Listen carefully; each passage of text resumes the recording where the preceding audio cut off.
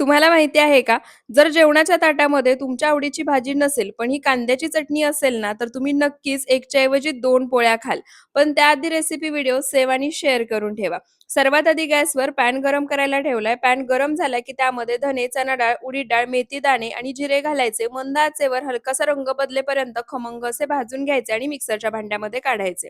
त्यानंतर गॅसवर कढईमध्ये तेल गरम करायला ठेवले. तेल छान कडकडीत गरम झालं, की त्यामध्ये 2 उभे पातळ चिरलेले कांदे घालायचे. कांदा छान सोनेरी रंग येईपर्यंत तळून घ्यायचा.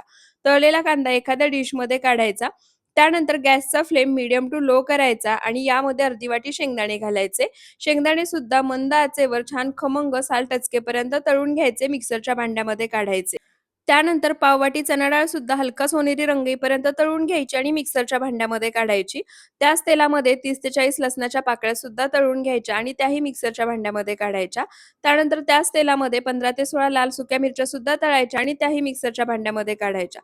तळून घेतलेलं सर्व साहित्य थंड करायचं. त्यानंतर यामध्येच तळलेला कांदा सुद्धा काढायचा. थोडासा कांदा मी शिल्लक ठेवलाय.